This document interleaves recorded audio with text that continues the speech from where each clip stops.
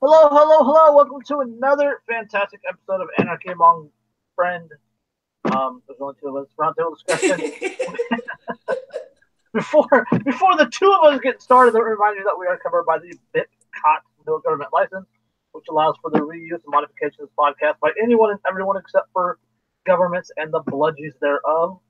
You can learn more about that at bitcot.org. That is BIPCOT.org. This is episode 34, and I think I said something about property rights or spook or something like that. That was an hour ago, guys. We had some technical difficulties and some timing issues. I think it was all rights are property rights. Something like that, yeah. Either way, sorry for the delay, like an hour delay and then a 15-minute delay. Yeah. There's two. It happens. We're so professional. We're professional. It's okay though. We got the smart person. We got the smart person and the guy that pushes the buttons. So we're good to go. We're just missing Dan and his vast repository of knowledge and conspiracy theories. Yep. Dan should be here, but Google and their infinite wisdom he's having issues with the app. Yeah. Justin is doing homework. Andrew is doing laundry. And Mark has to go to early. Mark has to go to early tomorrow. Yeah, Mark starts a new job tomorrow. Yeah. So it's just me and the Killer D. Yeah. We're, I'm already off to a great start with the whole, talking stuff. Do you like a pregame? So yeah, this should just be fun. A little bit. So I got my sparkling water. We're good to go. I got my ice water. Ice water. No, it actually is this time. I can't prove it. Ice water and vodka are the same color. That's right. But I got ice water too. All right. Goodness gracious. Oh. Hey, we got one viewer. I'm sorry. Nice. It's probably Dan. It's probably Dan trying to get in, or it might be Crystal. If it's Crystal, come join us. Yes, come join us. So we should message Dylan or. That's a good idea. Yeah, message Dylan. That's a good idea. I'll message Dylan. Yeah, got it. What's Shane doing? He could come on.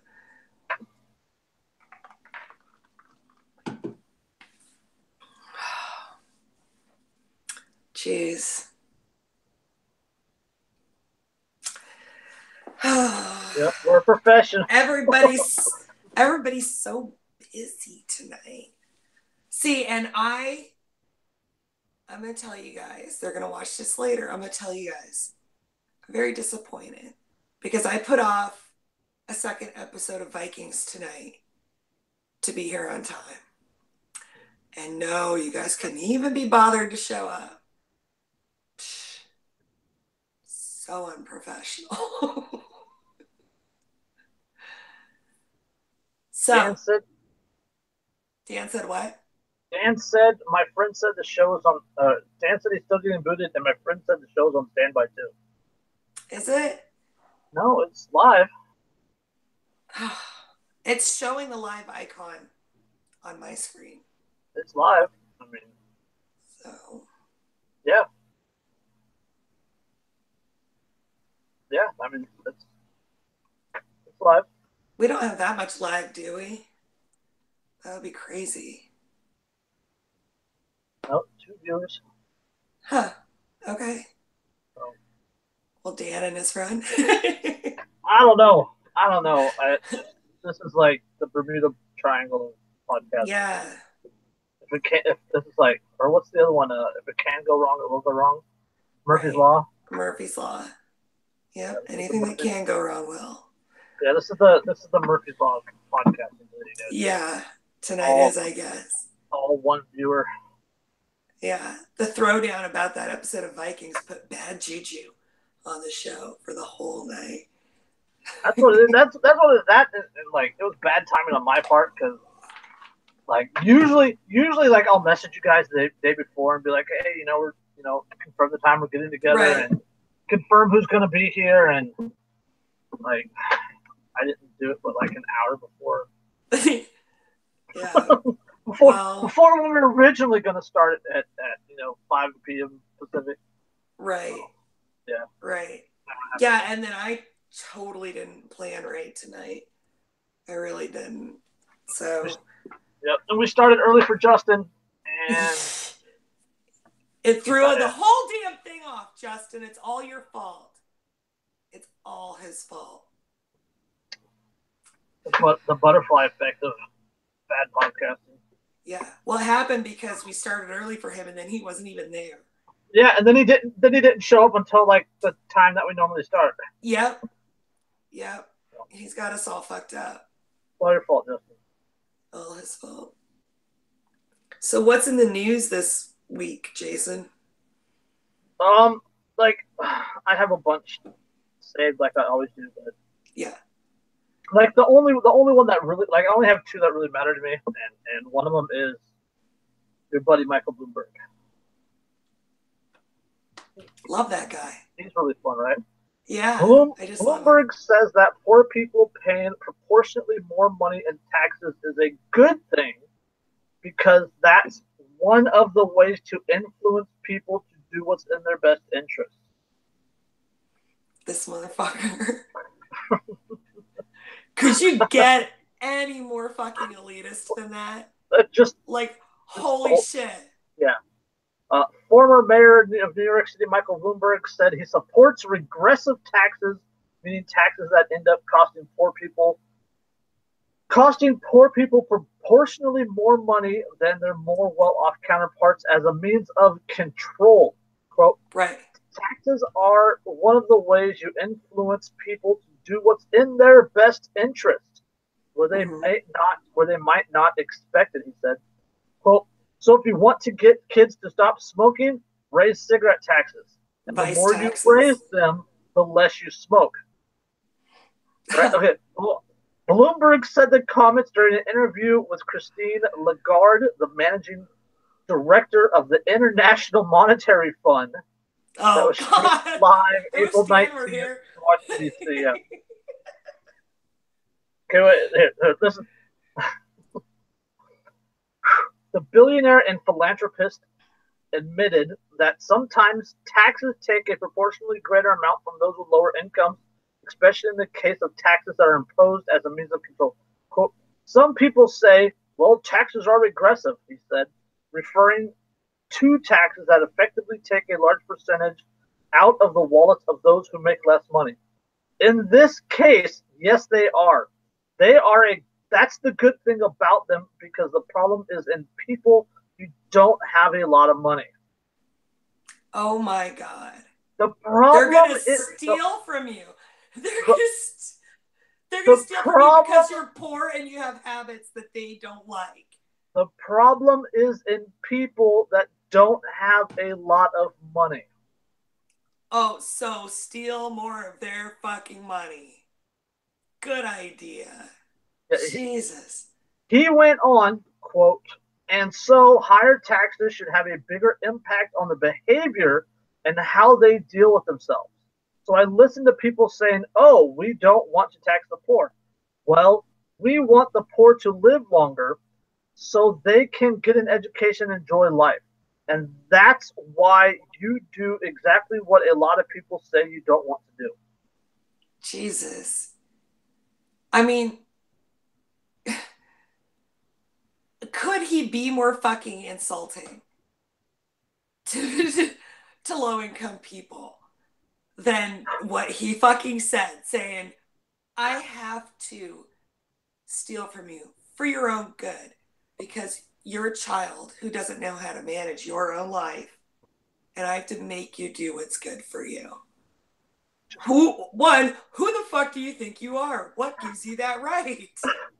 Quote, the question is, do you want to pander to those people, he asked, referring to individuals who say taxation of the poor is never a good thing. while also assuming it's the poor who are making the argument. Oh my God.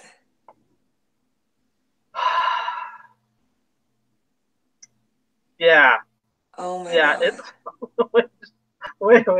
Hold on. There's one more. There's like this article is just every time he opens his mouth. It's the links to the articles, you guys, that I bring up, they're in the description of the video. I always post them there before we go.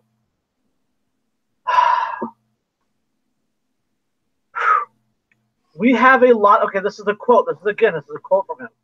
We have a lot of soldiers in the United States and the U.S. Army, but we don't want to go start a war just to give them something to do. And that's exactly what you're saying when you say, well, let's keep coal killing people because we don't want coal miners to lose their job. The truth of the matter is that there aren't any coal miners left anyways, and we can find other things for them to do. But the comparison is a life or a job, or taxes or life. What do we want to do? Take your poison. I'm kind of at a loss for words here. there's nothing to that. I mean, this just. Where do we start with something bastard, like that? right? I'm just. He is a fucking bastard. And his entire justification for this is that higher cigarette taxes lead to less people smoking. Jesus. No. Like that's higher cigarette taxes lead to more people fucking bringing cigarettes in on the black market. Eric Garner was a result of the high taxes on cigarettes in New York.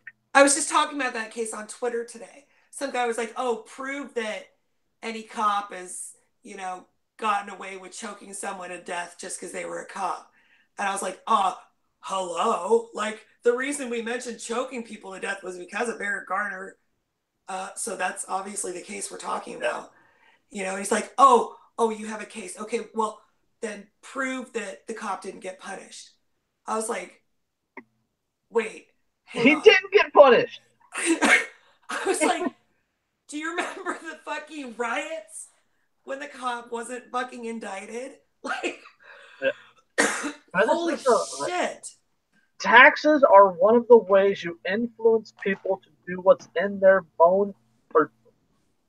Taxes are one of the ways you influence people to do what's in their own interest, where they might not expect that. He said in their bone. Taxes are one of the ways you influence people to do what's in their own interest. There we go. I love Freudian slips. I'm sorry. They always fucking crack me. Making this so hard, dude. Taxes are the way you influence people to do what's in their own interest. Like, oh my god. Well, can you be more tyrannical and authoritarian than dictating what is good or not good for other individuals? Right. That's like the very first point. Like, who the fuck do you think you are? Like, what kind of asshole do you have to be to think that you have the right to run other people's lives, to make changes to their lives against their will, or to hold them hostage by stealing their money if they do things that you don't like? Like, who thinks that they actually have a right to do this? Yeah, he's literally his ideology is that of a slave master beating his slaves in order to get them to do what he believes is in their best interest. Right. Or to keep them on the plantation, because if they leave, they might starve. Yes. Yeah, it's for your own protection. Yeah. And that's exactly what it is. Like, he's justifying theft from the individuals that are literally literally the slaves. Right. He's stealing from the slaves in order to get them to do what he believes is right. Right. I mean, this is. Well, essentially, it's to cut off their choices. Yeah, that's cut off their choice. That's perfect example. Thank you for that. The coal mines, the coal companies in the 30s, 40s, 50s, and I think into the 60s, like they would pay people in company script. Like they wouldn't pay people US dollars. They'd pay people in company script that could only be spent at stores owned by the coal company. Yeah, that's fucking crooked. Right. So that's another thing that's the same thing. It's the same idea. Yeah. We're just on a one giant, coal company. We're just happening to be using the US dollar. But the company, the US government, is taking a portion of the money and saying, "Oh, look, well, we give you roads and libraries." Right. As if we couldn't have roads and libraries without taxation.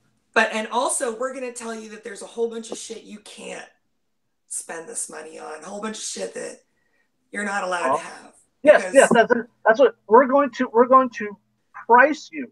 We're going to price you out of buying these things and make you have a choice. Either spend, X amount of money on this, or you go without it and you go spend it on these other things. And you know what's insane? People don't see that is exactly what socialized healthcare is. They're pricing people out of the fucking market with all their regulations to push socialized healthcare, to take away all your fucking choices. Yep. All your choices. Yep, absolutely. It's only going to keep getting worse as prices go up, because that's what the government does. They tax and spend, tax and spend, tax and spend.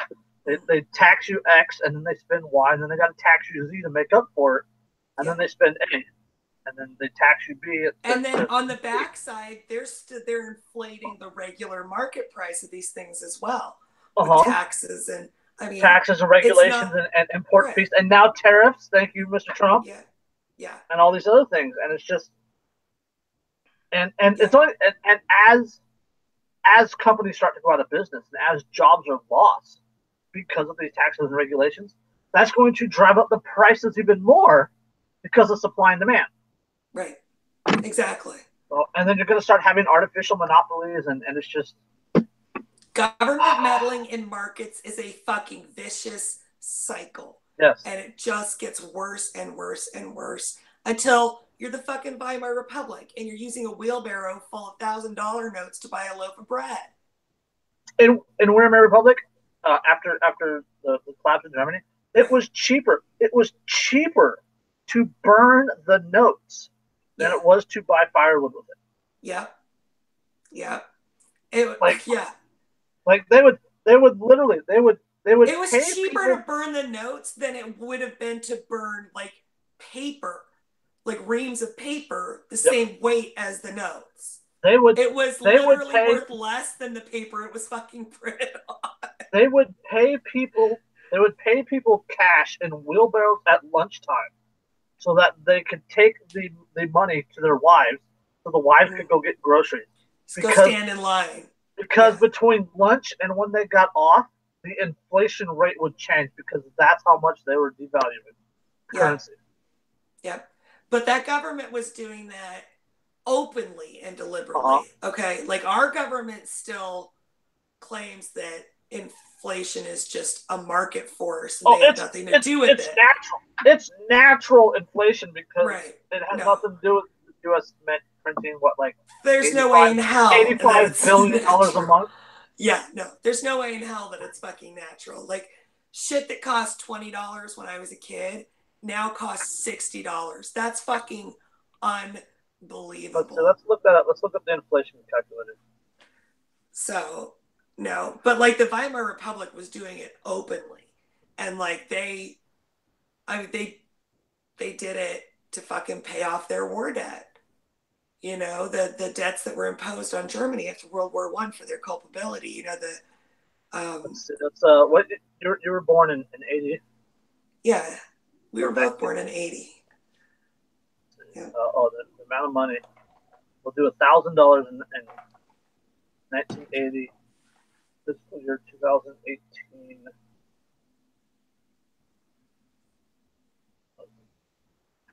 going to be something fucking ridiculous. Like, soldiers that came back from World War II, they were able to take, like, the $10,000 that they had saved up, you know, over... Okay, what cost $1,000 in 1980 would cost $3,018.57 last year. Yeah, like triple, like I said. Yeah, it's insane. But, like, I was just saying, these World War II soldiers, they used to be able to come back. I knew a man who came back from World War II, and he had like $10,000 he had scrimped and saved for almost his whole life, including his military pay or whatever. $10,000, he bought a brownstone, a brand new one in New York City. And those go for what now? I mean, they're millions, right? Easily. It depends on where it is, but yeah, you're not going to get one cheap. It was like Brooklyn. There's like a brownstone in Brooklyn. And yeah, he paid $10,000 for that house after World War II. And now they're millions. That's not natural. That's not a fucking natural rate of inflation.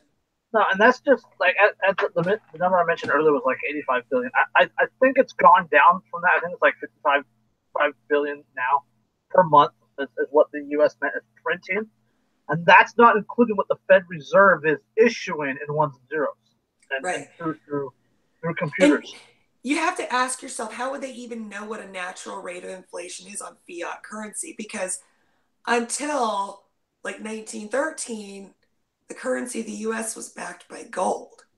It like actually, and up until 1971, you could still trade in your silver certificates, your gold certificates for precious metals.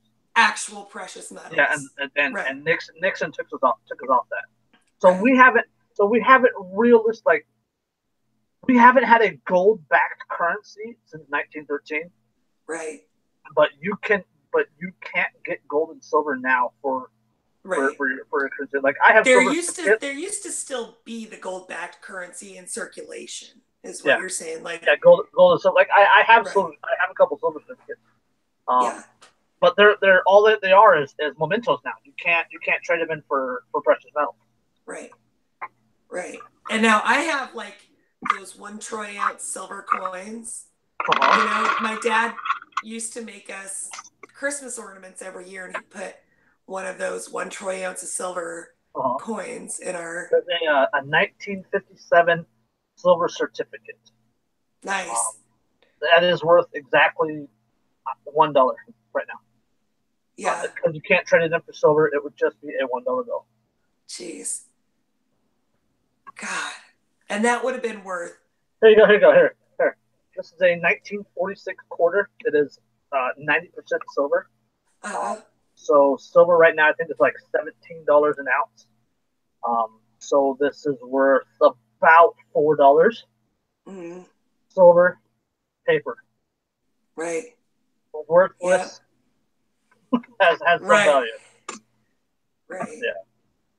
Well, I still have silver dollars and things like that around here, and those ounce silver coins that my dad put in our our Christmas ornaments when we were kids. Yeah, those are. I wish I had more of them. Yeah.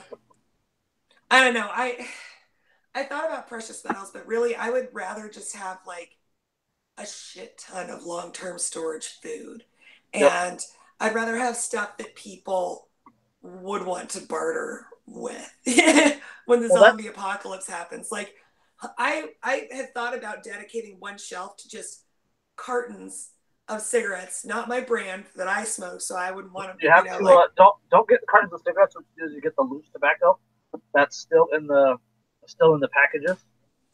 Like the packs up top, the yellow ones. And then you vacuum seal them. Like you put a decontestant in there. You know, the oxygen absorbers. Yeah. And then vacuum seal it. Yeah, I have a shit ton of oxygen absorbers in the next room. Yeah, and then vacuum seal it, and then come post, those will be worth. I need to put up a bunch of dry goods too, like flour and stuff. Did you know all you need. People think that food storage can be so complicated, but it's not. Something like flour. Flour is so versatile, you know. All you need to do to store flour is empty one of those, you know, like the big gallon jug high C with the plastic handle on it. You know what I'm talking about? Yep. Like, or Hawaiian Punch, the big ones. So those are the right kind of plastic. I forget what the number is, but look at the bottom and see the number that's inside the little recycling thing. And it's the right type of plastic to do long-term dry good food storage with. So all you have to do is clean those out, dry them really well, and then pop an oxygen absorber in there, fill it up, you know, tighten the lid down, maybe tape around it, and you have food stored for 30 fucking years. Longer than that. Flour. As long as like things like flour, as long as it's kept airtight and moisture tight, as long as there's no moisture that can get in there, it'll be fine. Right. It'll be fine. Same with there's a lot of them like that: beans, rice, honey. And you can do all your spices, flour, sugar, salt. You know, powdered milk. You can even powder eggs. Yep. So you can do it with a dehydrator. You can do it in your oven also. Yeah, and that's why I wanted to get that freeze dryer so we could start putting some of that kind of stuff up, but didn't end up getting it. Next year. You can still just dehydrate it and it'll be fine. It'll be good for I think 7 years. Right. But the freeze dried food is like 25 to 30 years. Even cooked food that you freeze dried is like 25 to 35 years, depending on the food. I may or may not store food. What's that? I may or may not store food. I'm not going to confirm or deny that, but I may or may not be a prepper. Because I do live in California in an earthquake zone. Right. And I do have kids. And I do have brothers that are not preppers. Right. So I may or may not have some things set aside. Right. Yeah. I have a little, you know, like, I've got some medicine stashes. I've seen your war room too. Come on. Yeah, you know the war room. I start filling up those shelves some more. But, you know, like I have antibiotics and syringes and shit most people don't think about and don't keep around. Medical supplies are one of those things that most people don't think about. Yeah. Think about but I do. Water also, like water, surprisingly water. Yeah. Water is one of the things I think about. I have no less than 5 different ways to purify water in my prepper stash.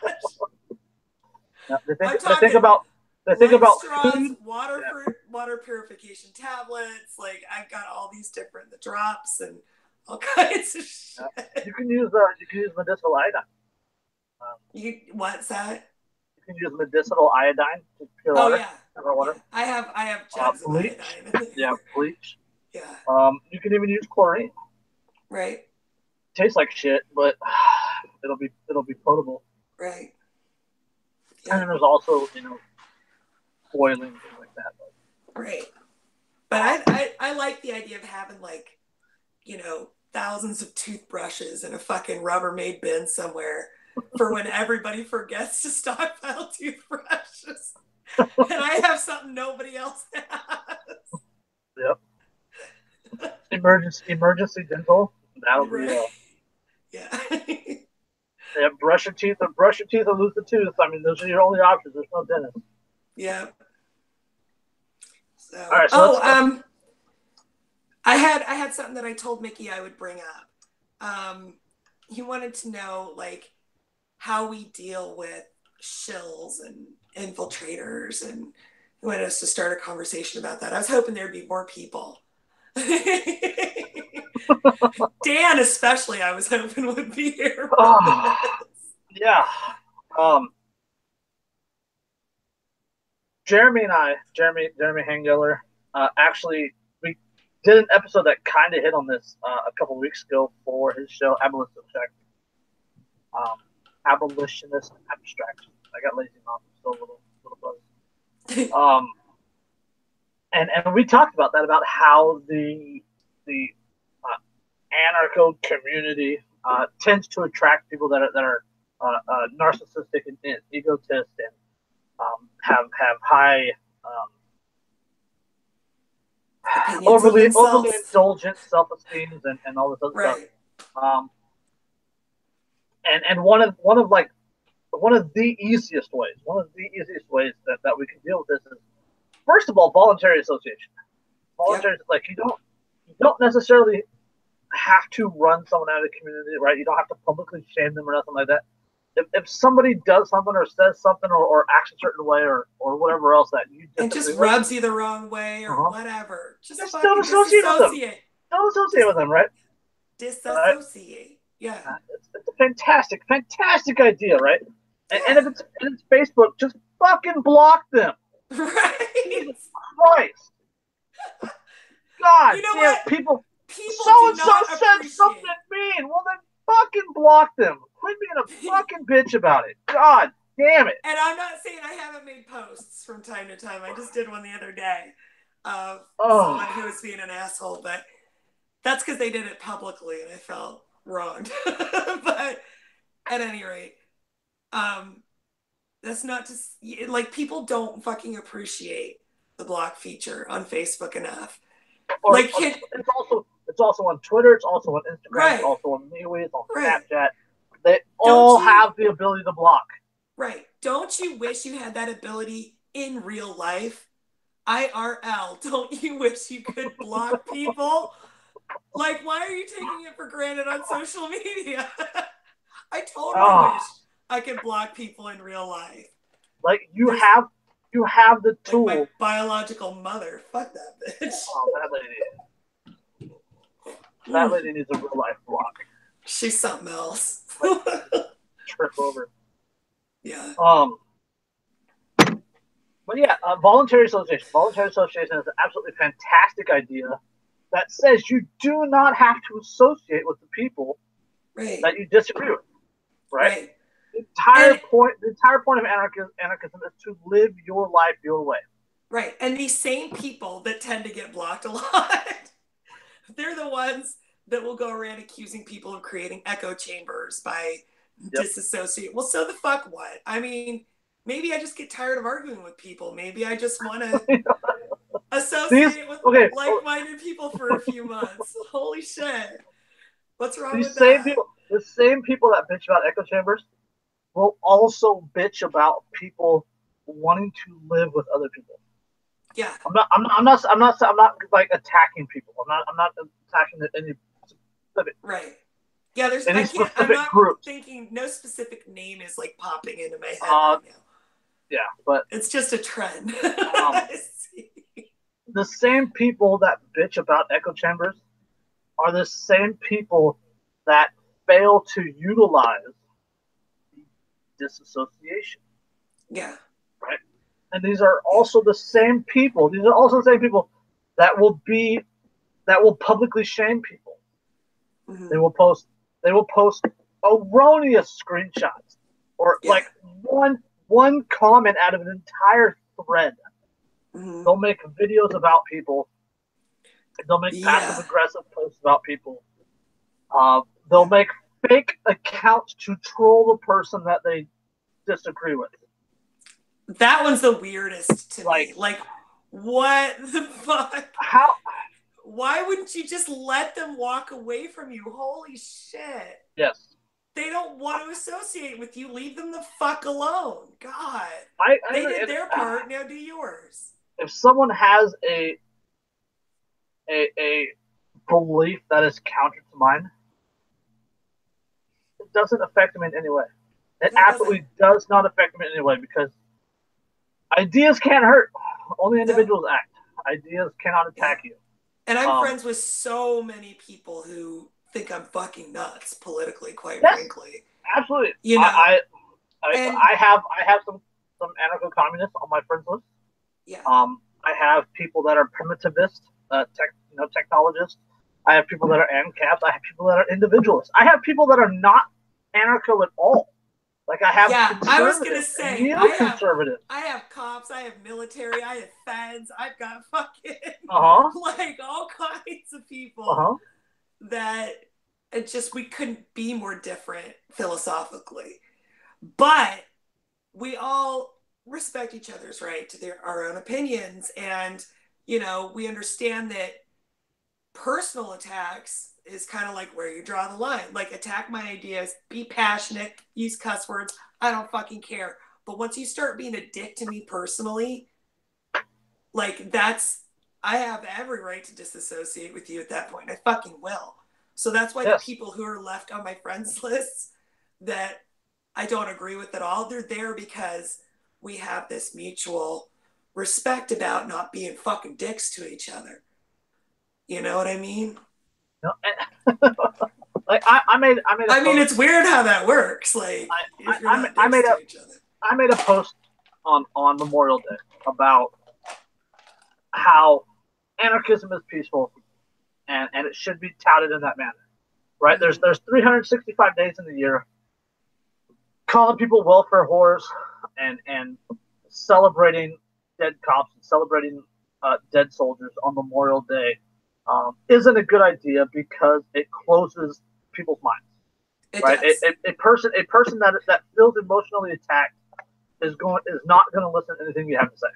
It's unnecessarily abusive. Right? You're doing it for shock value because you think you're a fucking edgelord, and because you're playing to your own echo chamber on this one.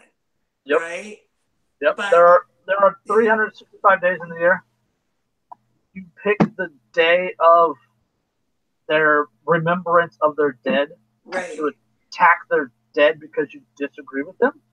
Right. And then you complain that there's not enough people in the movement and that you're not making any change. Right. Oh my God, I wonder if there's some sort of correlation there. No shit. I mean, and don't get me, I posted something abrasive on Memorial Day, but it wasn't about the people. It wasn't about dead soldiers or dead cops or dead first responders or whatever. It wasn't about them. I posted that volcano meme about today's the day we mourn our sons and daughters that are sacrificed by the elite on the altar of their own stock portfolios. So it was abrasive. Some might think it was abusive, but it wasn't about those people who were being mourned on that day. No, and that's and I did make this post and I got a lot of positive from it. Right, there was a lot of people that commented on that post, right? So hit the love button, hit the like button. A lot of people commented saying they agreed with it and this and that. And all of those people that did comment or did hit the love button, like they generally think the same way. Right. But then there was somebody that laugh reacted to it, and then they posted a meme. Mm-hmm. And I chose to voluntarily disassociate with that person. Mm-hmm. I didn't call them out. I didn't post screenshots. I didn't message them saying, hey, blah, blah, blah, blah, fuck you. I just unfriended them. Mm-hmm. And that's what people don't understand is you have the power to choose who you associate with. If somebody is a shyster, Adam Kokesh, if somebody is doing something you disagree with, I'm Jeff Berwick. If somebody is doing these things and saying these things that you disagree with, disassociate. Absolutely disassociate with them. You don't have to talk to them. And if you make a video, if you make a post, if you post screenshots, do it like an adult. Right. Right? If you do it and you're childish about it and you're cussing them out and you're bitching and you sound like a whiny little bitch about it, people are gonna see that and it looks bad on you. Right? But if you're doing that and you're an adult about it and you're like, hey, this person said this person did that, check out this link and this link and this link and hey, check out this video of this person talking about it. Yeah. That's okay. I mean, that's an entirely different world. Like that is bringing attention to a negative person in the community. And a negative person in the community, we should run them out. Right. We should. There are some people, yeah, who like the ones who have like mentally masturbated themselves into a corner of thinking that children can consent to sex. We know who we're talking about this time. That one does something. Yeah.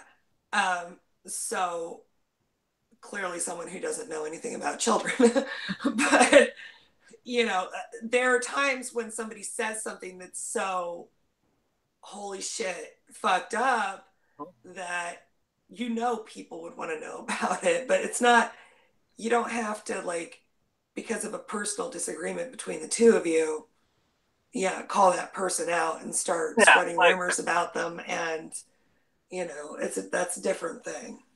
Like if somebody believes in a different economic value than you, or a different economic system than you, it doesn't hurt you in any way, because it's just a belief, right? Their belief, their opinion on Facebook, on social media, it doesn't hurt you, right? They're not the ones stealing from you. They're not government. They're not oppressing people with their opinion, right?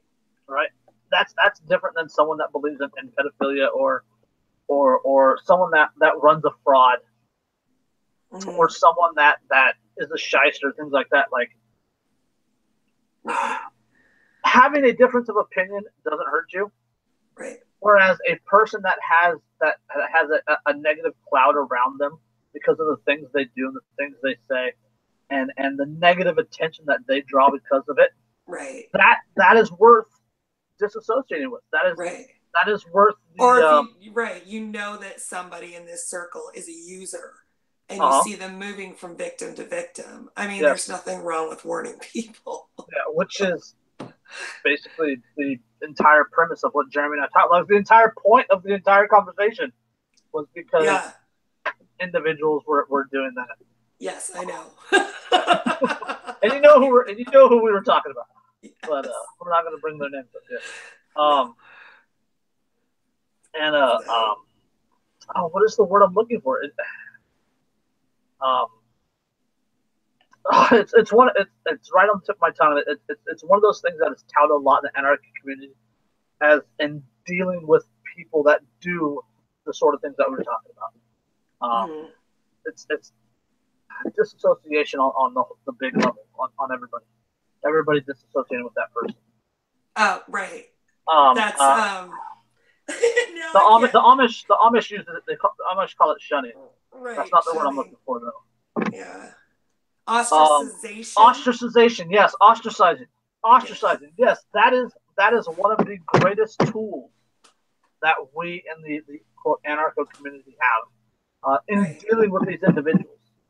Right. These shysters, these frauds. And there's so many people who think that voluntarism means that, you have to, like we say that we know how to get along with everybody. We are not fucking saying that. No, we're not saying that. No. At all. Hell no. What we're saying is it's our choice to decide we don't get along with this person and to walk the fuck away from them and have nothing to do with them. We get to do that. It doesn't matter what fucking suit you wear, what building you work in, what fucking badge you wear on your chest. We should have the absolute fucking right to have nothing to do with you. If we do not like you, if we do not like your actions, all we want to be able to do is fucking disassociate from you. Yep. Yeah, it is. I mean, the core principle, like when you break it down, the absolute core principle of libertarian, of anarchism, whatever your flavor of anarchism or whatever your hyphen is, the very core premise is self-ownership. Yep. Right? And my self-ownership means I own myself, so I get to choose who I associate with, who I disassociate with. Right. And it means that you don't have any fucking legitimate claim on this because it belongs to me, not you. And the products of this, what I use this energy and my muscles to accomplish, that also belongs to me. It's an extension of my energy, the effort that I put forth into my own life. You don't have any right to aggress against that, to infringe on it in any way. That, I mean, it's so easy. Absolutely. And if as a product of your own self-ownership, if you make the choice to go live in a commune, to live an anarcho-communist lifestyle, to share your labor and the products of your labor and all this stuff, fine. That's fine. That's on you. That is absolutely good luck. Have fun. Don't starve. Yeah. If you want to go work for a boss, you know, without the government being involved and having their fingers in your transaction with your boss, that's great. That's entirely up to you. You know, you want to live in an industrialized modern society, fine. Or you want to be a fucking anarcho hermit and go live in the fucking woods and not talk to anybody for the rest of your life, fine. It's your fucking life. Do what you want with it. Just don't fucking hurt or coerce anybody else. But we're the bad guys. We're the bad guys. We're the fucking danger to society. Y'all motherfuckers need to read Carl Hess. That's what it is. Yeah. Anarchism without hyphens. It's an essay. It's short. And there's no big words, so, you know, even ANCOMs can understand.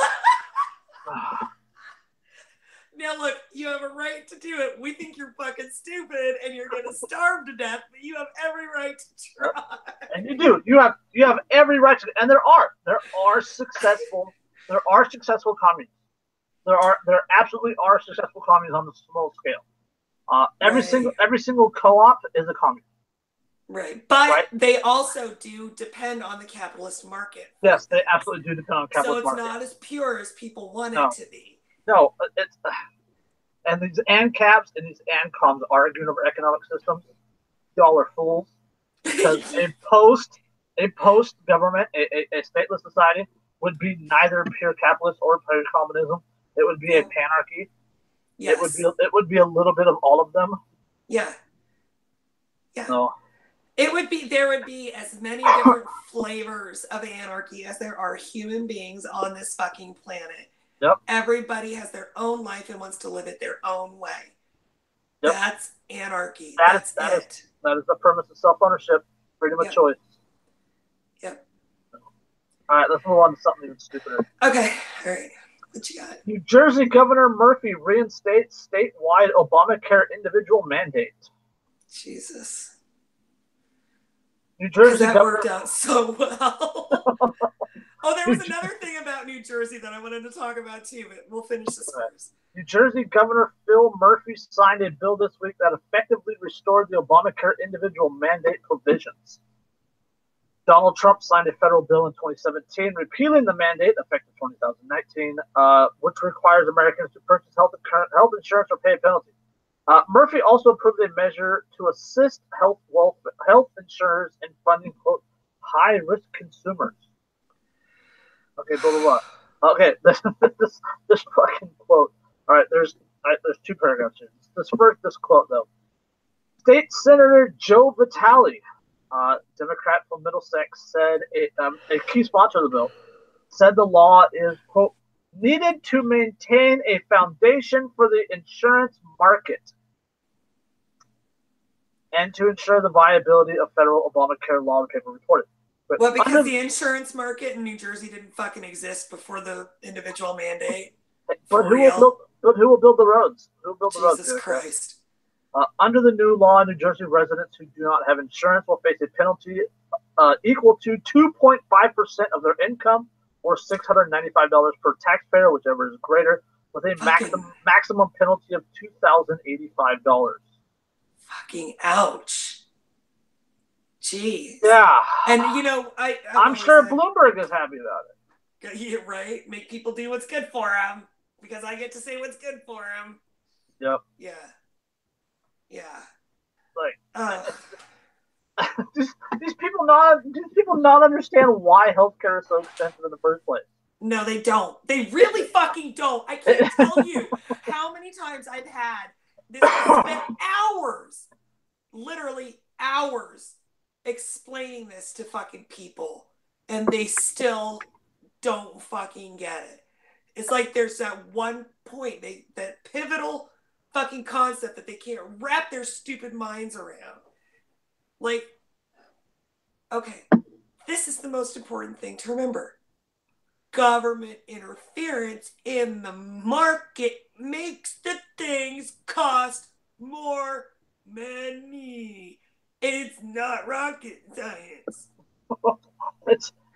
even rocket science. It's not even like Lego science. I mean, we're talking like basic economics here, right? We're talking Lincoln Log style shit here, you guys. Henry Hazlitt in his book Economics in One Lesson, I think it was wrote like in the 1950s. He talks about how taxation hurts innovation. And he's right. They got cars that run on water, man. They got flying cars. The guy that patented the flying car is like in Rancho Cordova in Sacramento. It's like an hour from me. And he can't fly it because the government says no. Yep. Like I could have a fucking flying car. I could have a Rosie the robot. I could have a fucking teleporter. Yeah. The government would get the fuck out of the way. No shit. Your diabetes could be cured with a pill or a shot. For real. If the government would get the fuck out of the way. Yes. I believe that the government fucking strangles human development. It strangles human innovation. It strangles real progress, not this fucking social progress bullshit. Yep. But real fucking progress for humanity. Yes, absolutely. Government holds back innovation. Yeah. Through regulation, through bureaucracy, through red tape, through all the bullshit. Taxes. Yeah. Like, do you know how hard it is to open a business in the United States these days? Yeah.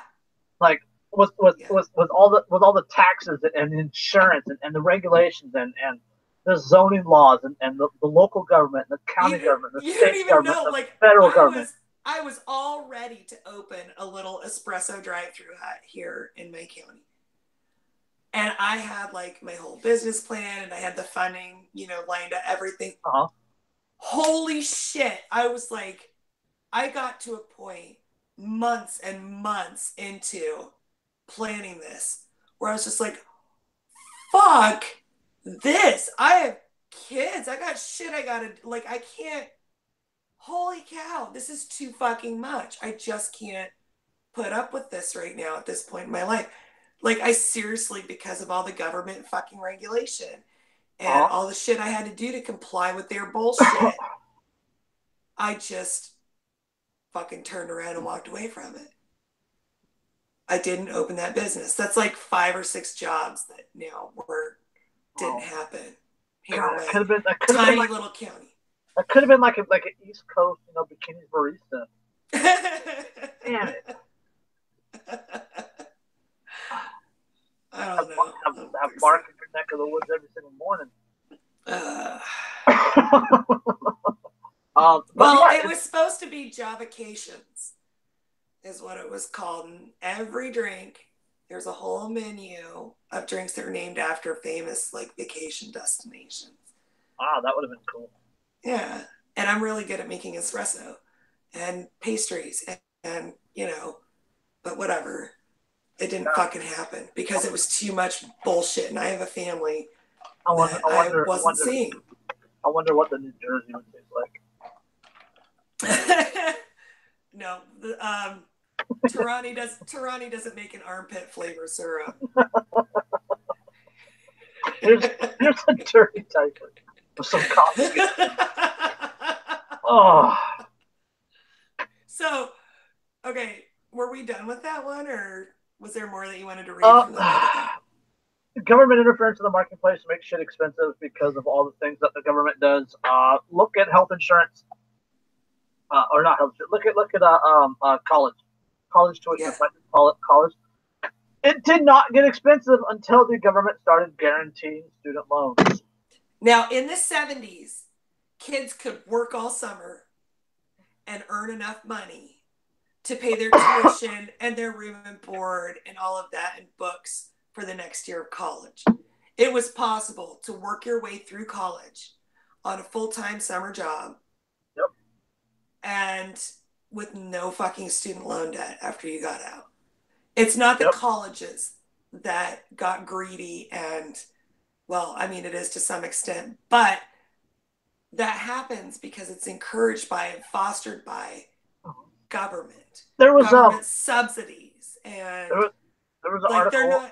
They're not even responsible to their customers anymore, the students. Now they're responsible to their funders, which is largely the federal government. Yep, Fannie Mae. Yep. Fannie Mae, Freddie Mac, yeah. Yep. There was an article, I want to say it was last week, that we've just had the first person to graduate college with a 7-figure student loan debt. Holy fucking shit. Yeah. That's in the millions. 7 figures, that's in the millions for anybody who... Oh my God. That's ridiculous. What kind of fucking... That better be like an MD. Let's see. At least tell me that it's something highly technical, something that's a high risk job, high risk of getting sued by somebody or high risk of dying. Tell me that it's for something really important to this world. Article. I'm bringing it up right now. It's on a Market Watch. Because I swear to God, if orthodontist. Okay. Jesus. A dental surgeon now. Let's see. Very few orthodontists can say that they save lives. Like, shit. Okay. So, the article says by the Department of Education's court, or by the Department of Education's count, as reported by the Journal, Mike Merrow, a Utah orthodontist, is in select company. Some 101 people in the U.S., according to the department, are $1 million or more in federal student loan debt. The number owing at least 100,000 is nearing 2.5 million. So you take out over $1 million in loans to spend in 4 years. 8 years. Okay, 8 years on a fucking college degree that you hope will be able to make you afford a house worth half of what you fucking borrowed for your education. If you want something really nice. Like, what? That doesn't make any fucking sense. The principal on his debt, $1,589.97 a month. Jeez. And with the interest on the student debt, over time, his debt could balloon to $2 million. Jesus. So that $1,000, that's just his interest. The $1,598, $1,600 a month. Jeez. That's just the principal, yeah, the principal interest. God. Oh, of course, it's California. He studied at USC. Jeez. That's a mortgage payment for most people. Yeah, absolutely. It's $1,600 is more than my rent and bills combined. Jeez. And I mean, our mortgage is like $2,200 a month, but I mean, for fuck's sake, like that's how do people afford that and the mortgage? Now, think about that.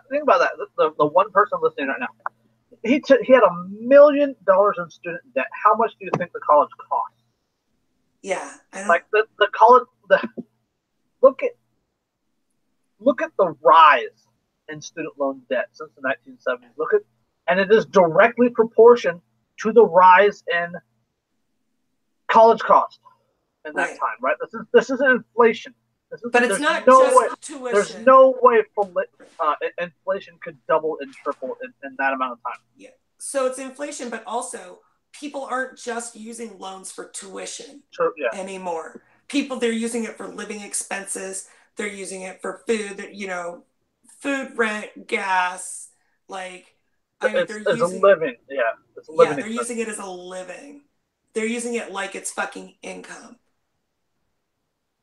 And I mean, it's not income at all. No, it's not. It's not. But it's being abused. So, and it's not just the fault of the schools and the government. Some of this is definitely the fault of the students who are taking out these fucking ridiculous loans. Obviously. I mean, I thought that went without saying, but let's just be clear about that. They're not blameless either. So. That's right. And if you think Jerica's pissed now, Person calls police on Denver boys Memorial Day lemonade stand. Oh God, that's right. I saw that one. You tagged me in that one, I think. Holy shit! I mean, we we used to run, and we made a good little chunk of change doing this when I was a kid. All summer, we would sit out at the end of our cul-de-sac with our little like shave ice machine, like hand crank, right? And we'd sell snow cones to people going by. We used Kool-Aid for syrup, and we would just like do Kool-Aid flavored ice and sold it to people for like, 25 cents a fucking cone or whatever. And I had a rather interesting discussion on my. Well, I wanted to hear about what you sold as a kid first. I thought we should start there. What did I sell as a kid? I didn't sell anything as a kid. No little entrepreneurial. No, I had a paper route. I had a paper route. Oh right, okay. And I had a paper route, and I would do it on my bike. I mean, it was like 65, 70 papers or something like that, so it wasn't too bad. Except during Thanksgiving when you get all the really big ads. So I would do it on my bike, and it was fine. And then for my 11th birthday, my dad bought me a mini bike. And I was living in West Pittsburgh, California, which at the time was very rural. There were still farmlands out there, and it was just a couple housing developments, and then the rest was like farmlands and whatnot. So he bought me a mini bike. It was a 1970 California CT70 trail bike. Nice. Big wide seat, and just it was a really good putter. I know the one you're talking about. and the seat was wide enough, and the bike was enough that I could put my bag that my papers were in, like I could put that over the seat, sit on it, and cruise around just fine. And that's what I did. I would pay for the maintenance, I paid for the gas and my paper route. And I did the route for I think 4 or 5 years. And I never really had anything bad happen. No negative complaints. I actually I would put Christmas cards in the papers. Oh, cute. And I would give those out. I would give those out like middle of December, like 2 weeks before Christmas. Bam! I picked up like $200 in tips in 1 month. Oh. Yeah, so this is like 1990. This is like 1991, 1992. That was a lot of money in 1991. That was a lot of money in 1991, yes. Especially for like an 11 or 12-year-old. Yeah. No, I know you and I mean, we're the same age. I totally. I'm thinking back to when I was 11. Yeah, I did the paper route, and then I would help out at the baseball field. My dad was president of the baseball league. My mom ran the snack bar, and I would run food for people, and I got a little bit of change here and there. So yeah. We always worked for my dad a lot too. He always had, because he was a building contractor, so he always had like shit we could do. When we were really little, we'd be out there with like wheelbarrows, like. Oh yeah, I ran hot for my dad. My dad was a mason, laid brick. Yeah, or we'd be like bringing water to the guys that were working, on the framing in the middle of August or whatever. Let me jump on this, and then I want to rant for just a minute. Yeah. On one of our mutual friends. Sorry. Let's see. Being a mom can be a delicate balance, one that Jennifer knows all well. That hurt my tongue.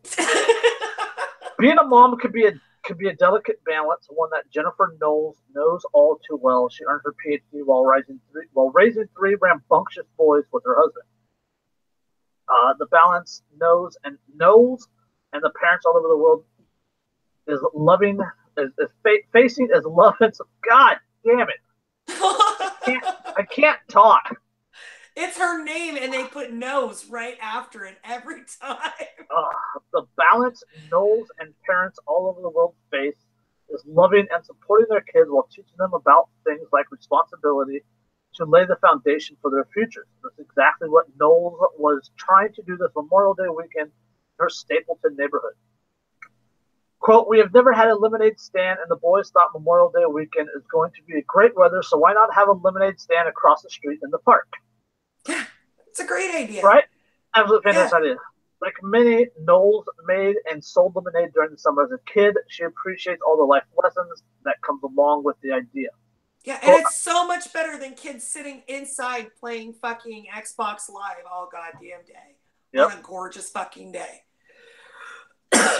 Quote, I want to teach my kids about being an entrepreneur and having your own business. My 6-year-old got a little toy register out that he got when he was about 2 or 3, and he was learning how to interact with customers and about customer service. He was also learning about the value of money and practicing his addition and subtraction skills. All the money from the stand was going to charity. Yeah, that makes it even fucking worse. The boys were planning on donating all the proceeds to Compassion International. Quote, we are very fortunate, and we forget that many kids in the world are not as fortunate as we are in Colorado or in the country, so I wanted to teach them how to donate money to charity. Together, her sons picked a child in Indonesia to help provide basic necessities, including clean water. They picked a little 5-year-old boy from Indonesia with siblings, 2 siblings, kind of like them.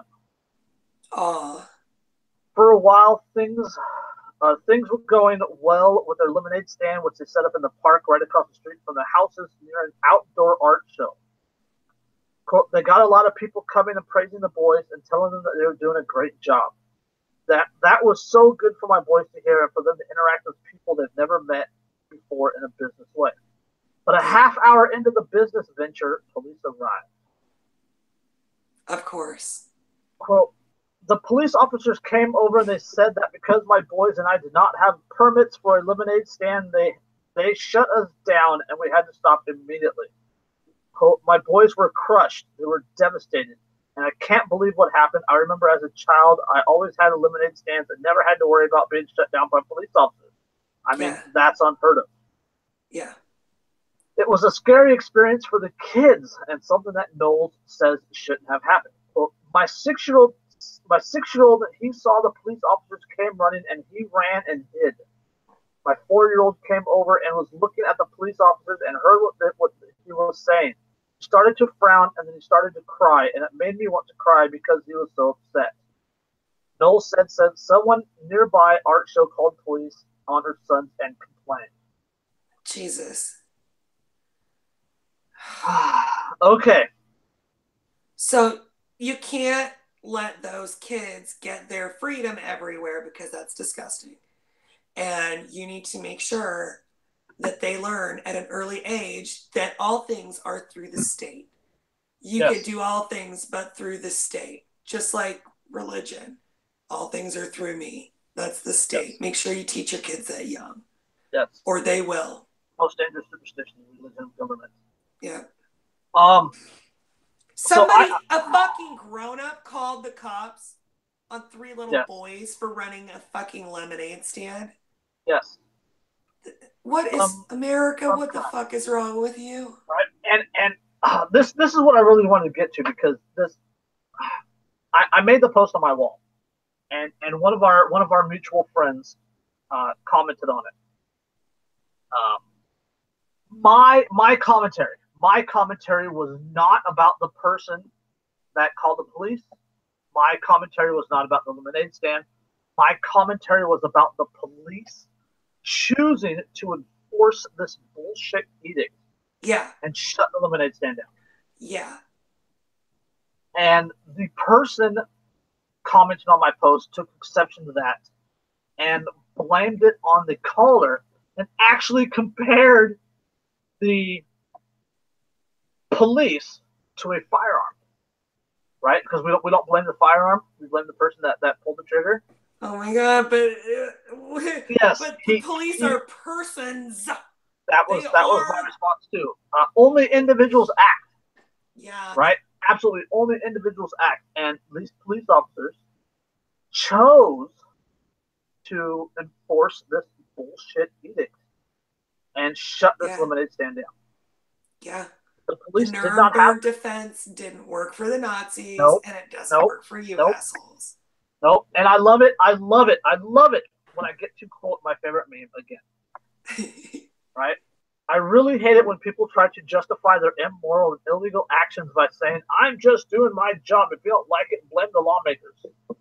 But the truth is, without your compliance with the laws they make, without you enforcing them, Washington wouldn't be an issue. It would just be a group of people in suits circle jerking, dreaming of taking away all your freedoms and rights and writing it down on paper. Yep. Yes, the law is just words on paper. And we've said that on here before. We've said that on here before. Mao was just one fucking guy. Uh-huh. Mao was just one guy. Stalin was just one guy. Stalin was just one guy. Coney is just one guy. Trump is just one guy. Obama was just one guy. Yeah. Only individuals act. Yeah. When you choose to enforce bullshit victimless crimes, such as selling the lemonade stand, such as cannabis possession, such as Pirate Bay, Ross Ulbricht, he had no victims to the crimes that he was convicted of. Right. The third anniversary of his sentencing was last week. Right. And he has actually been in jail since October 2013. Was that day before yesterday, or? It was like the 29th, I think is what it was. Oh, okay. All right. Yeah. But he's actually been in jail since October 2013. Right. Like 4.5 years. But yeah, when police, when law enforcement choose to enforce these bullshit edicts, these victimless crimes, they are choosing the sides of the oppressor. Yes. Right? And how do you even get to that place in your life? Like, how do you say, look at these kids. This is bullshit. This law is fucking retarded. I wish I didn't have to do this. And then still go do it anyways. Uh-huh. How do you get to that fucking point in, like, mentally? I don't quite understand. Like, if you know it's bullshit. Now, I'm saying sometimes people don't know. Sometimes you'll get a really dumb one that's like, oh, well, this is for the public health because these kids could be poisoning people, so I better shut this down. Like somebody who actually believes that shit. Yeah. You know, you get those every once in a while, but how do you know that it's wrong and it's a stupid law and still fucking enforce it? How do you, like... And this is and she said the mother she says, quote, the police officer, where'd it go? The police officers, they couldn't have been nicer, but somebody complained about us. It makes me sad that someone would do that. Yeah. People complain all fucking day long. They complain about everything. They report things on everywhere. On but Facebook, it's the 911 to the federal government, everywhere. Right. It's not the person who complained. No, because all they did was fucking say words. Yes. You know? Now, the cops decided from those words to take an action. Action is where the rubber fucking meets the road. Yes. Only individuals act. Right. Right. The lady's words did not cause this to happen. The lady's complaint, her offense to this, her complaining, I'm sure she had to get a permit to be at this art show and all this other stuff. So I'm sure that's where it came from. They did not cause this to get shut down. Right. Right. It was the actions of the police officers that got this shut down. Right. So yes, I fully blame the police officers here. I do not blame the person that is calling because all they did was make a call. Right. Right. Just like I don't blame. Can you give me 1 second? Yeah. Hi, Declan.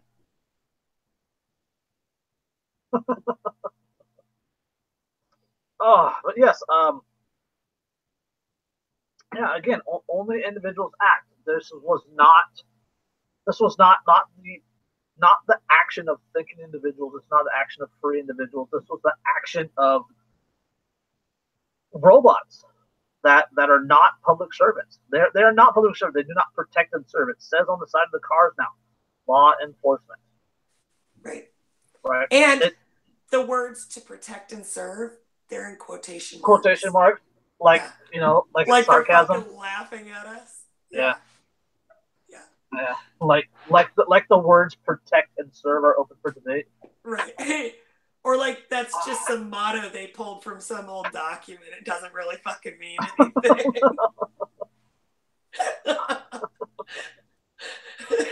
Oh. Yeah, sorry about that. Declan needed help with something. Oh, no big. So there's always time for the Declan. Yeah. And he will make that time, damn it. He'll make sure people have time for him. Oh. I had a story I was going to tell you pre-show, but I'll say it now because we got time to fill up here. But the other day, he does this thing where he likes to jump out from behind something, and I have to act really scared, Oh, of course. Apparently, I wasn't doing it. I wasn't acting scared enough last night. It was last night. And this little 5-year-old shit tells me, Mom, you have to put more emotion into it. He's fucking coaching me. He's coaching you on how to pretend how to be scared. Yes. He's coaching me on exactly how he wants the whole scenario to go. Like, he will badger you until you go through this whole routine with it. It's like he choreographs his play, and you better fucking follow the steps he lays out, because he wants it to go from here to here to here to here to here. Exactly like that. I'm like, Jesus. He's going to be such a good movie director. This kid is going to be a tyrant someday. Holy shit. He already is. So, all right, how about from one bad law enforcement to another? Okay. Oh wait, there was one other thing about New Jersey. Do you remember? And I never. No, you said you wanted to tell a story. It was just quick. It was just quick. Like, New Jersey enacted a bump stock ban. Yes, and nobody turned them in. No, we not one person. Nobody turned any bump stocks in. Yeah. Oh, like that. There was a meme, the one with the SpongeBob meme. You have to turn in your bumps. It was so funny. Yeah. I think what was it, Deerfield Park in Colorado? Like they're trying for an assault ban and a bump stock ban, and they're just currently getting sued. Yeah. Yeah, I saw that in another state or Colorado Springs is trying it also. Yeah. And again, nobody turned their shit in. Nope. Good. Because fuck you, that's why. Yeah. Yeah. Exactly. Because fuck you. That's why. So. Georgia City sued by fed-up residents over ridiculous fines for chipped paint and driveway cracks. Yeah. This isn't even a for your own good thing unless they stretch it out to property values, right? This isn't even a for your own good thing. This is like fucking absolute Stepford wife level fucking tyranny. This is like that little town in Edward Scissorhands where everything's the fucking exact same. Wait, just hold on. It's just goosebump off for just a second. Okay. Hilda Brucker went down to the municipal court in October 2016 after receiving a phone call. She hadn't received a formal summons or known of any wrongdoings, and said she thought she needed to clear up a ticket. But when she arrived at the Doraville, Georgia courthouse, Brucker said she was placed before a judge and prosecutor who accused her of violating city code because of cracks in her driveway. She was fined $100 and sentenced to 6 months criminal probation. Probation? Even though this was her first time, and she was made aware her driveway was considered a problem. Weren't code violations like that, like the minor ones for people's homes, weren't those always like a civil matter? How did those become a fucking criminal matter? Big government. Eventually charges were dropped, but Brucker says Doraville, quote, went too far in going after her for her driveway's appearance. Yeah. Quote, it was absolutely horrifying for someone like me who had never had a detention in high school. Jeez. Brucker is part of an Institute of Justice lawsuit against Doraville, a town of about 10,000 people just northeast of Atlanta. The lawsuit challenges the constitutionality of Doraville, quote, using its law enforcement and municipal court system for revenue generation. Yeah. The suit takes aim at the government's rampant fines over seemingly minor code infractions. About 25% of Doraville's operating budget is reliant on fees and fines. Yeah. From August 16 to August 2017, it raked in about $3.8 million in fines. From 10,000 people. Yes. That is from 10,000 people. Yes. That's fucking retarded. That is fucking retarded. Quote, it's unconstitutional because it creates a financial incentive for the city government to ticket people. Josh House, an IJ attorney on the case, told Fox News. He said people in the town are being punished for the condition of their property by having to fund the Doraville city government. The lawsuit contends that prosecutors and law enforcement have a financial interest in convicting the defendant, as they have an incentive to ticket and prosecute because they are paid from Doraville's revenue. You think? Hello. Pretty much all government fees and fines are like that.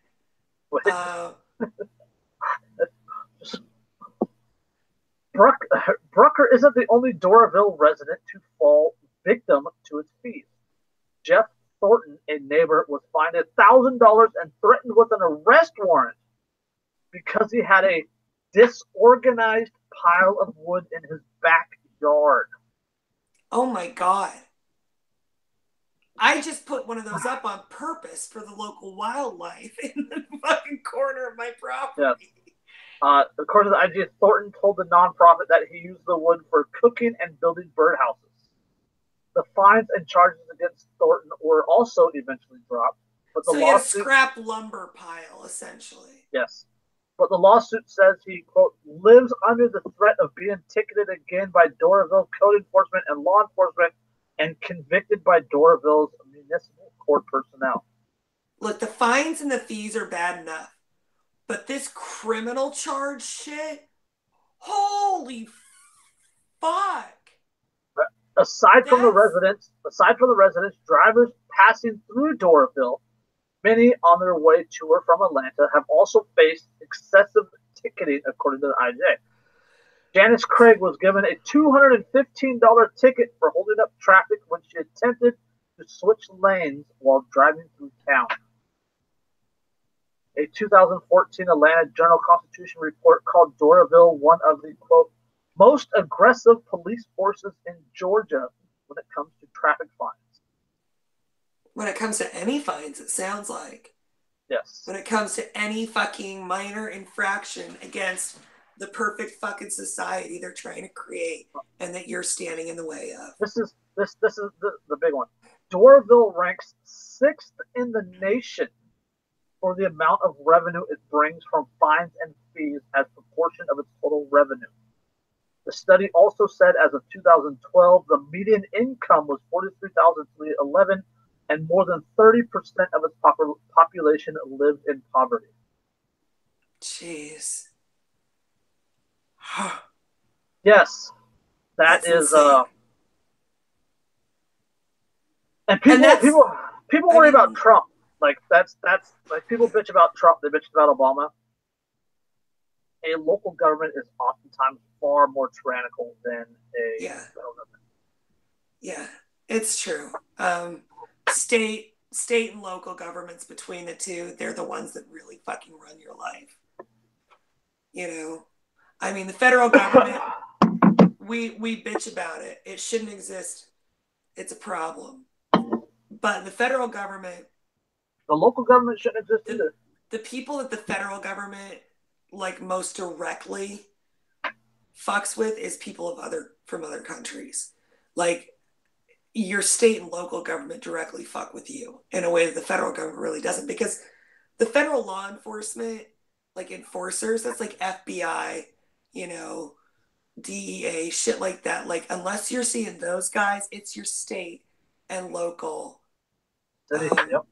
enforcers that we you're dealing with. we have a law here that is it's a public nuisance law. It's a blight law. That and people that park their boats or their RVs in their driveways, they can get fined because it is an eyesore. Yeah. My little sister's HOA was the same way. They weren't allowed to. No, not HOA, not HOA. Right. This is a city law. Yeah, which is ridiculous. It was ridiculous for an HOA too. Like they couldn't leave their boat in their driveway overnight in between, like, you know, to let everything dry out before they put it away in the garage. Yeah. Yeah. It was retarded. And people say land of the free. Yeah. Fucking no, it's not. No. There's nothing free about any of this. So yeah, from that extreme, right? What we just talked about, Doraville. Oh yeah, here's the next one. That's right. St. Louis town agrees to stop bankrolling itself by fining its residents into the poorhouse. Pagadale, Missouri, will stop trying to fine you for having mismatched curtains or saggy pants. Wait. Like they went inside your house? Like the curtains from the window, like they could see from outside. Oh my god! Like if your curtains were mismatched. Like if I have like Venetian blinds on one window and the little like shitty ones on the other one, and they're not the same, like that. Yeah, like mismatched blinds. Good God.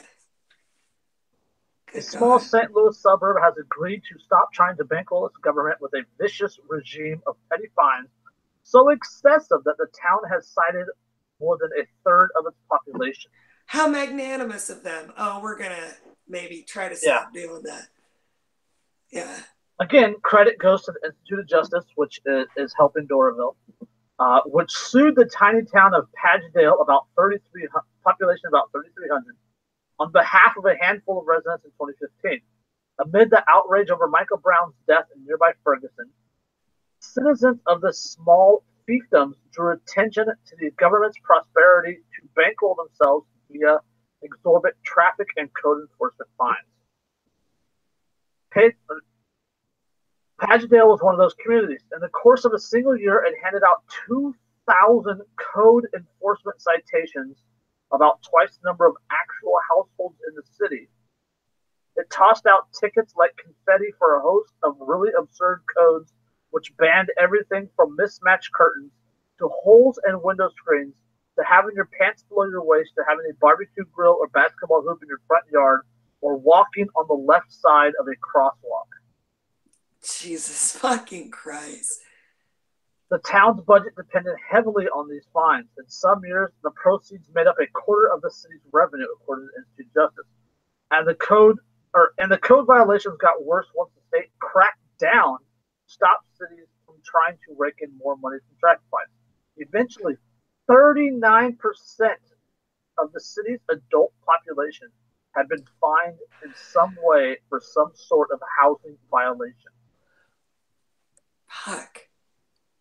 The courts then deliberately rushed through the cases and made it hard for residents to object and respond, saddling some citizens with thousands of dollars in debt. One of the plaintiffs, represented by the Institute of Justice, received nearly $3,000 in citations, which he was struggling to pay off. And because he was spending the money to pay the fines, he couldn't afford the repairs the city demanded, resulting in more citations. Yeah, Eventually, the city threatened to raise his home. Another of the Institute's clients had to turn to payday loans to keep up with the fines. Jesus fucking Christ. Yes. Why don't, like, these people, you wonder how it happens where people submit to this. Like, you know, the founding fathers, whatever you want to call them, of the United States, they fucking threw a war because of a tax on tea, because of what was it, 3% or 0.3? It was like 0.3%.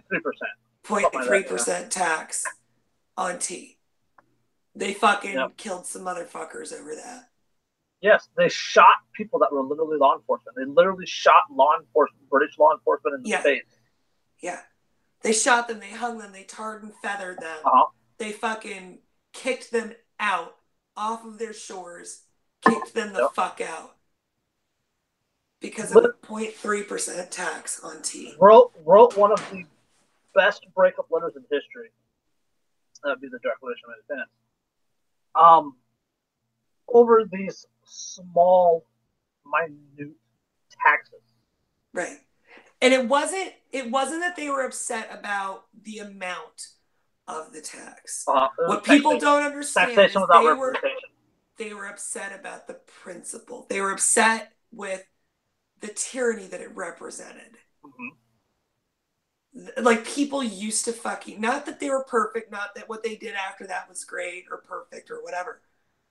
Just talking about that one thing, it made people so angry because they were principled. Yeah. It was the principle of the thing. People used to give a fuck about the principle of the thing, and they don't anymore. And that makes me crazy. Jason, it makes me crazy. It makes me want to fucking just take a Xanax every day and go back to bed. Now we have people violently defending cops that choked Eric Garner to death. Yeah. We have people violently defending having half their income stolen. Right. We have people treating us like we're fucking psychos. People being hateful to us. Being super fucking verbally abusive, threatening to come find us and kill us. Like, my friend Sarah threatened. Like, a guy threatened to get 6 of his buddies, drive to Wyoming, and gang rape her because she dared defend the freedom for someone to burn their own cloth. Yeah. We are not aggressing against anyone. We are pointing out aggression.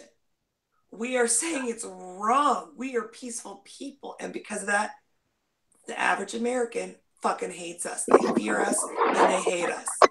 Yep. And they will defend to the death their fucking oppressors against they fly the flag. They fly their oppressor's flag. Yeah. They wear it on their fucking underwear, dude. They defend their oppressors and enforcers.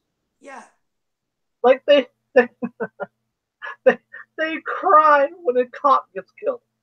They cry when a canine gets killed.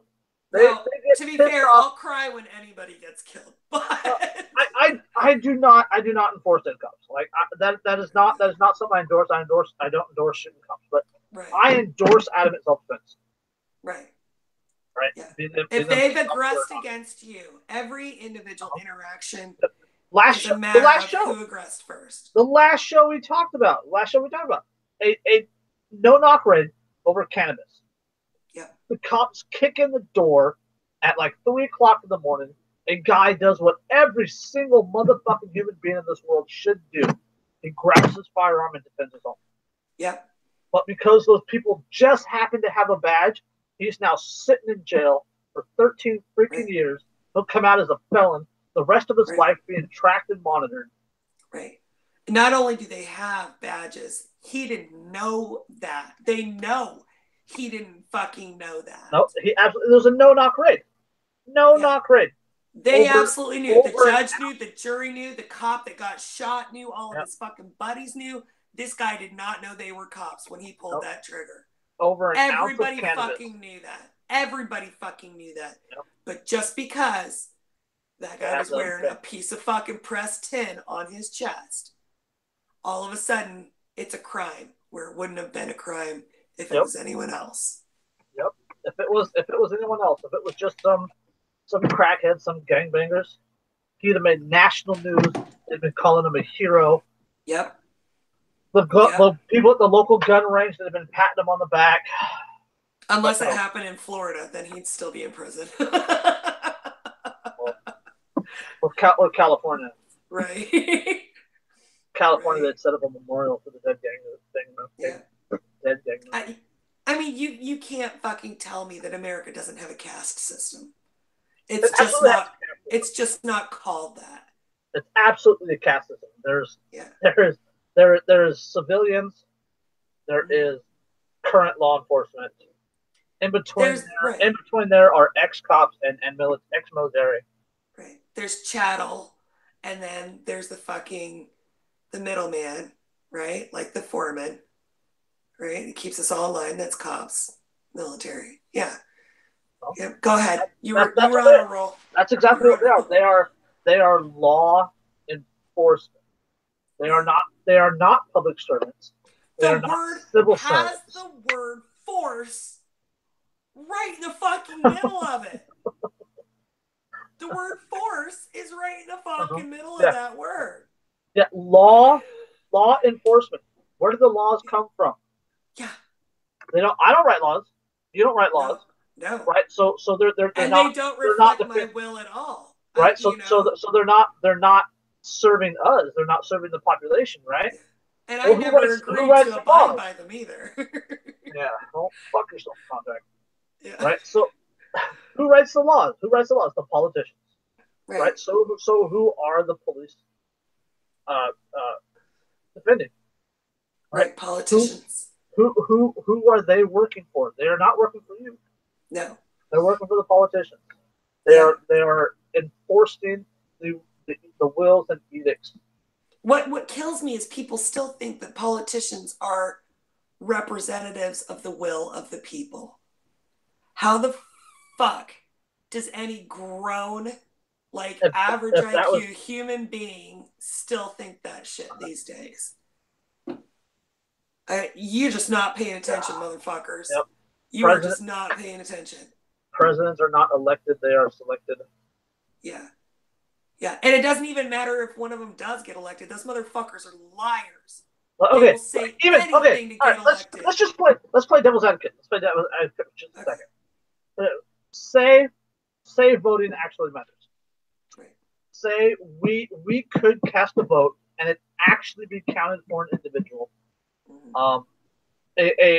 Say Ron Paul. Let's go Ron Paul syndrome. The great man fallacy. Jeremy and I talked about this on all the episodes of Abolition Instructions. Say we realistically could elect somebody that is a freedom-minded individual. Right. Say we could get Ron Paul into office. Say we actually could cast a vote, have it count, Ron Paul gets in office. What's he gonna do? He's gonna get JFK. Yeah. Period. You will never rise to power in a system that is designed to keep those that truly run the system in power. Right. Well, you won't rise to power unless you're willing to be as big a piece of shit as they are. Unless they can get dirt on you, they can hold over your fucking head. Unless you're just as big a fucking criminal as they are. Because they don't want you in their fucking club. And they have no scruples. They will do whatever it takes to keep you out of their fucking club. I mean, I just don't know how any adult these days could still believe that politicians reflect the will of the people. Put it like this, okay. Last year, lobbyists, 2017, 11,529 lobbyists spent $3.37 billion lobbying politicians. 2016, that's the year before Trump came into office, 3.15 billion, 3.22 billion, 3.26 billion, 3.24 billion, 3.3 billion, 3.32 billion. 2010, when Obamacare went into effect, 3.51 billion. The year previous to that, 2009, 3.5 billion. Last year, under Donald Trump's presidency, was the second highest amount, or the third highest amount of lobbying money ever spent. Jesus. All right. And that's all politicians are. They are influence brokers. They are selling the highest bidder their fucking influence on the laws of this land. You go back to 1998. 1998, 1.45 billion. 99. That was only 20 years ago, and it's doubled and then doubled again. More than doubled, yes. Yeah. 1.45, 1.44, 1.57, 1.63. 2002, 1.83. 2003, it jumps to 2.06. 2003 is the year we went into Iraq. Right. Okay. Yeah. So, yeah, I was still in the Navy. It's 2003 went from 2.06, 2007 2.87. The year Obama won, the first year Obama won, 2008, it jumped from 2.87 to 3.31. Yeah, that's not surprising to me. So, yeah. Drain the swamp. Yeah. Drain the swamp. Yeah, 3.37 billion in lobbying under Trump's first year in office. That is so much fucking money. These numbers just get thrown around so much, people lose all concept of what it means, what those numbers even mean. Like, people can't even visualize what a billion even means, really. Yeah, 3.37. That's 1,000 millions. Yeah, a billion is 1,000 millions. Yeah, 337 with 9 zeros after it. Yeah. Oh, Jesus. Which is a lot of fucking money. Oh, holy shit. 1 billion is 1,000 millions. And this was what? 6 billion? Is that what you said? Yeah, okay, that's 3.37 billion. Oh, okay. That is a little better than $1,000 per U.S. citizen. Yeah. Yeah. Did you spend $1,000 on politicians last year? Fuck no. I didn't. Fuck no. Nope. Well, I mean, they stole way more than that from me. Yeah, well, that's filthy lucrative. We can do a whole show on that one. Yeah. Like, Kevin and I tallied it up, and we pay no, I'm not talking about like sales tax or inflated, price of goods or anything like that. So not necessarily the marginal tax rate, but the actual like tangible cash through our hands and into the fucking government pocket every year is like 23 grand that they fucking steal from us every year. Think about $23,000. Think about how much you could do. Oh, I know. Think about how much good you could do with $23,000. Yeah. Like, I know. Even if it didn't, like, if all the money that you're taxed, sales, federal income, etc., take all the money that you're taxed. Even if you had to do something with the money, you weren't able to keep it. Think about how much better things would be if you were able to donate it to charity, to give it to worthy causes, to buy it, to fill up the back of your Navigator with food and take it to the shelter. Right. Right. Or to contribute to my local fucking asphalt company so they can build the roads. To build a road, yeah. I mean, Jesus. It's ridiculous. It's absolutely ridiculous beyond belief that people still believe that government number one has your best interest in mind. Number two, that government represents you. Yeah. And number three, that the things that we have today couldn't be had without government. Right. Like, and I mean, the amount of money they rake in is just, my dad, he pays like 70 grand a year just in property taxes in Oregon. Which is insane. $70,000 a year in property taxes. Yeah. That's like a decent middle class income that they steal from him. That's a high middle class income. Yeah. Well, not in the DC area. Well, not in the DC area. That's because you got all those politicians collecting fucking lobbying money. No shit. And all the lobbyists. So, but yeah, it's crazy. It's fucking ridiculous time. Oh, it's 11 o'clock. I should get going. Yeah, I was just thinking that. I know we started late, but I still, I have kids to get to bed at a certain time. Well, it's just that the kids can just... Yeah. Lord of the Flies, Erica. It's summertime, but Kevin has to get up tomorrow, so I have to make sure they're not disturbing him. Okay, that's on that note. Let's close it out and say thank you for watching another fantastic episode of Anarchy Mock-Through discussion. Hopefully we'll get things figured out next time and you won't have me and just the Killer D. And we'll have some more. I mean, we're pretty fucking awesome, but it's not quite as funny with only two people. Dan always says unexpected shit. We missed that. It's hard to play off of one person. Right. Yeah, we're so used to at least having three. So next time. Yeah. So again, thank you for watching. We'll catch you next time. Peace. Bye-bye.